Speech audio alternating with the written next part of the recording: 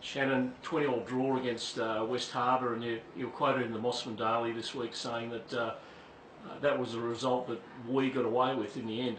Yeah, I think it did. I think it flattered us a little bit where we well and truly underperformed. When you're 5 or 10% off in some of your process and potentially some of your mental approach to the game, it can have a big impact on performance, and we underperformed, and we've addressed that this week, and we've identified areas where we can make some quick gains and get ourselves back on track, and we're really looking forward to this weekend to do that. How's the group taken the result? Obviously, sometimes a result less than a win is probably a bit more instructive than a 60-0 victory.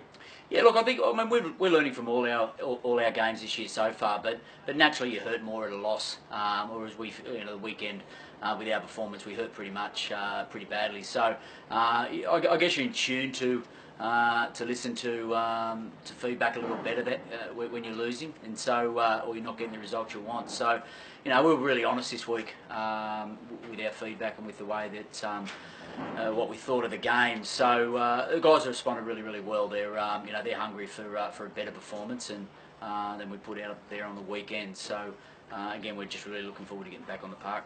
That said, who are you happy with from the weekend?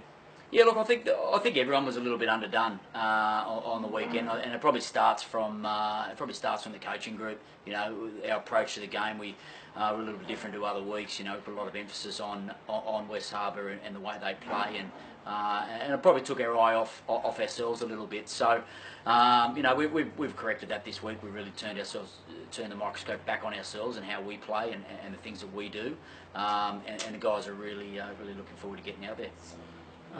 This week's Randwick at Coogee Oval, it's a ground familiar to yourself, having coached there the last couple of years.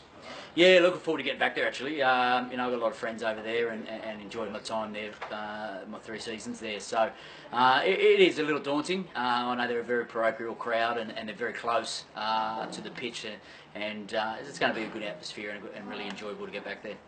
What's the key to beating a Randwick side? Who have been, let's be honest, they've been a bit up and down with their performances this year. Yeah, they've been a little bit inconsistent. But look, they're a club that prides themselves on using the ball, and look, they'll run from anywhere and they back themselves, and they're a very confident team with the ball in hand. So look, to get the result that we need and that we want, we really need to defend well. We know they're going to run at us. We know they're going to run from anywhere, and they're going to chance their hands. So we just need to make sure that our attention's on our D, and that we're not providing them any space or any opportunities to breach us. That defence that you spoke of is probably something that was brought up in your prep, in your team meetings this week, wasn't it? Because there was an element of that waiting for them to come to you. Absolutely. Yeah. Look, we've missed 39 tackles on the weekend, which is really uncharacteristic of the group that we've got. So, and that's a result of us being in poor position and some of our effort in the D line. So we've looked at it pretty honestly. We've identified areas that we failed on the weekend, and they're the areas that we're going to have to improve on coming up against an attacking team like Randwick. We haven't spoken of Penrith out of the competition now for this year. How's that going to affect North? How's that going to affect the competition? Oh, look, I think it affects competition, more than ourselves. I guess the greater effect is obviously on the boys not getting to play rugby out in the West, and and some of the limited opportunities that are there, and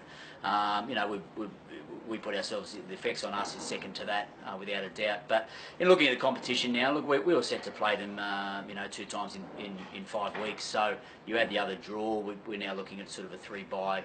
Over a 7-week period. So it's got its pros and its cons. It'll allow us to freshen up a little bit, but it also potentially has a bit of an effect on our momentum that we need to be building through that middle period of the season. So we'll be looking at ways that we can null and void the stopping the momentum and making sure that we keep ourselves moving forward at a good pace. At the same time, letting a few bodies heal up a bit.